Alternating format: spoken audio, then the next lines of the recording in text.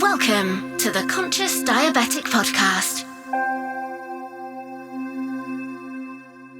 Welcome back to episode 4 of the Conscious Diabetic Podcast and now video, YouTube, bits and bobs.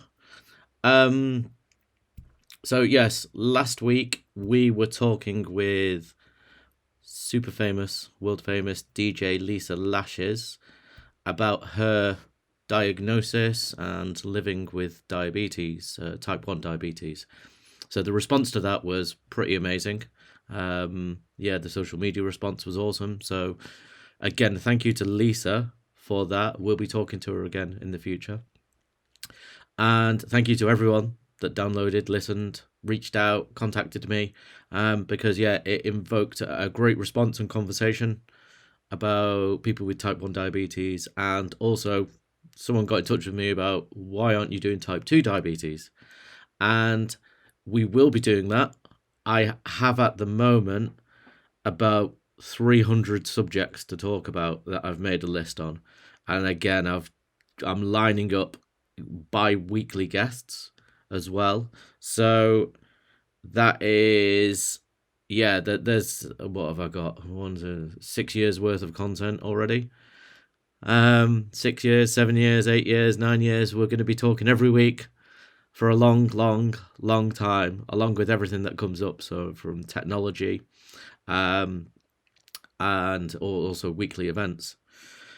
So my next guest, so you know, is a type 1 diabetic, again, who I've known for 10, 15 years, has worked with my wife again.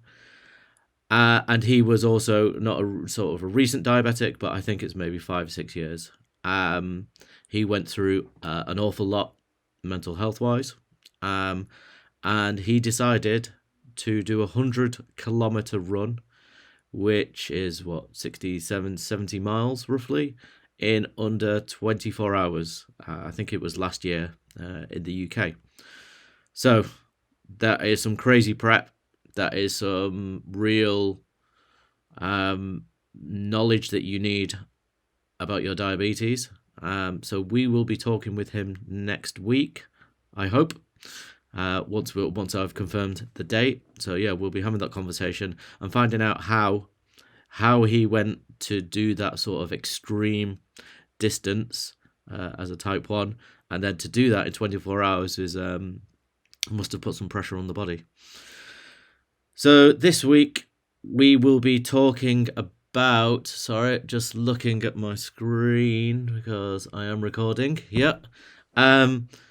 This week's episode, I was going to choose from one of the 200-300 items that I'd written down, and the only thing I thought I could really talk about was the recent event of where I collapsed, and my heart nearly stopped, and then I had to please hear the ambulance, and then the defib thing was coming out, but luckily I sprung back to life. Now, I had sort of that following week where I sort of took stock of my life, of my diabetes, and then I had to rewind and think why and how did it get to that point where I collapsed again.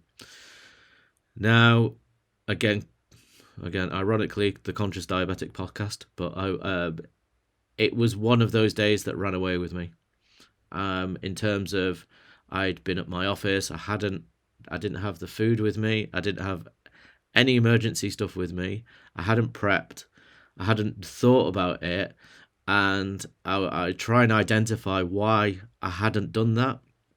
And then two of the main things was sort of a stressful day, and that throws the mindset off for the rest of the day. And then the other thing was complacency. Now, it seems that we have events in life where you get to think about how you can change things. Now, my complacency has come from time, being diabetic for 36 years, being through all the usual events and major events of diabetes. But recently, I'd say over time, you think less and less and less about the what if scenarios or what if can go wrong, or you think, oh, I can handle it and deal with it within a specific time frame. Unfortunately, on that Saturday, I did manage to get an emergency bit of food in me, a Kit Kat, but that wasn't enough in order to raise my blood sugar, in order to not collapse at my neighbour's door. And yeah, the only thing that I took from that now is obviously my neighbours are awesome. And what I'd put like all them through, which again is another thing.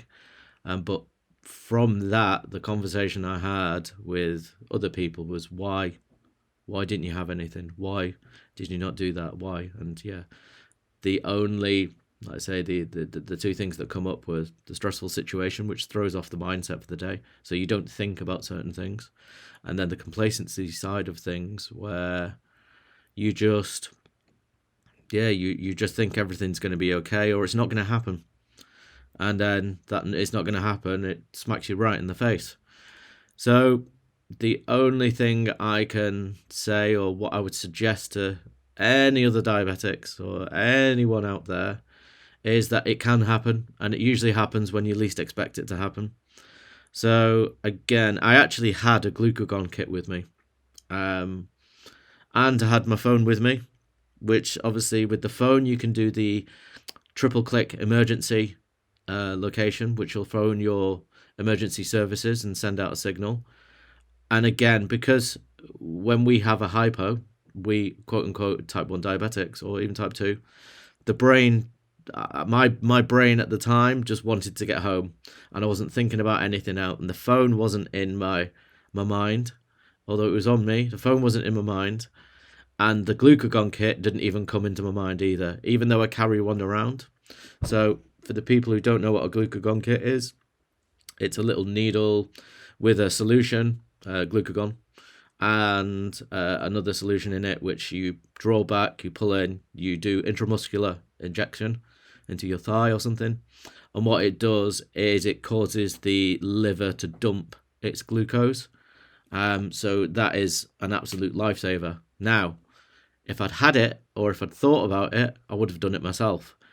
But yeah, the brain, the mind, the brain, whatever you want to call it, just wasn't thinking like that for me. I just wanted to get home. It was literally get home to my wife. I could feel my heart going, and yeah, I obviously wasn't thinking straight, as you don't when that brain fog, or that lack of thought process takes over when you're having a hypoglycemic episode.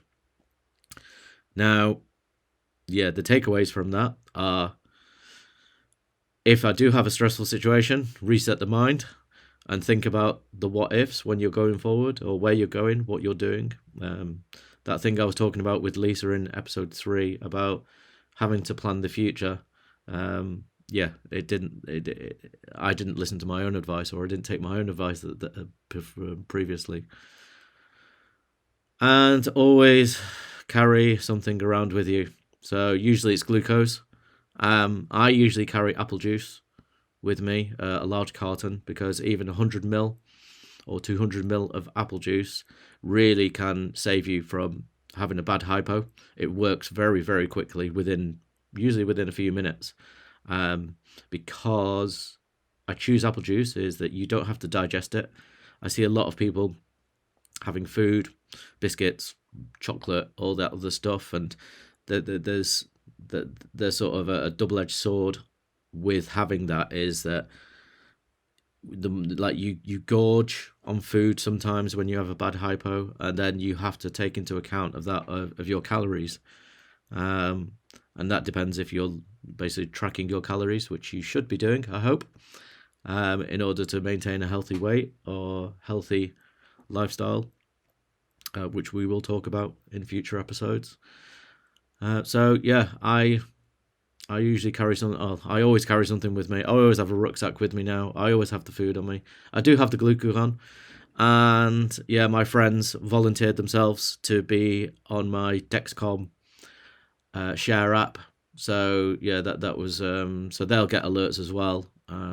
to basically alert them if I have a low blood sugar and they check in.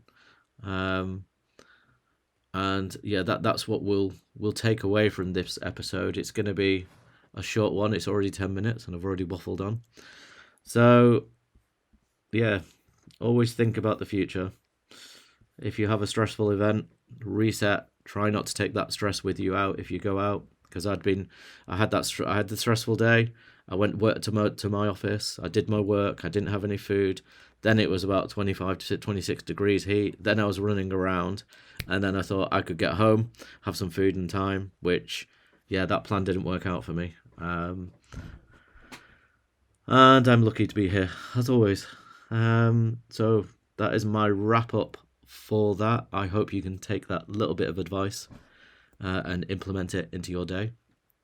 For non-diabetics, if you know a diabetic friend, then just ask them or try and get on their emergency contacts. And yeah, this podcast is available on Spotify, Amazon Music, Mixcloud. We're still waiting on Apple Music. That could be a few more weeks. And then it's on YouTube as well. So you can catch me on the social medias, Instagram, Facebook, at Conscious Diabetic. And that's really it today. So a big thank you, as always, to everyone that listens. You'll actually see what I'm reading or my episode plan in my glasses. So that doesn't work out right. And I need my glasses in order to see. So yeah, you can check out my website, consciousdiabetic.com, where these episodes are. And then I'm going to be doing some more stuff on the website with food, fitness, and other bits aimed specifically for diabetics, and also results-based information. So big love to you all, the listeners. And catch up next week when we have our guest, the dude that did the 100 kilometers in 24 hours. And yeah, catch you soon. Please leave feedback. Please contact me, review me, whatever else. I thank you for the time and speak to you soon, guys. Thank you. For more information about being a conscious diabetic, check out consciousdiabetic.com.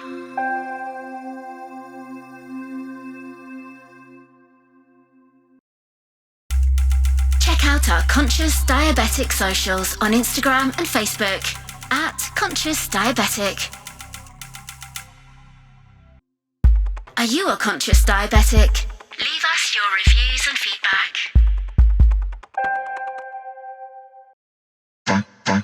Thank you for listening. Thank you for listening. Thank you for listening. Big love. Love. Love. Love. From all of us.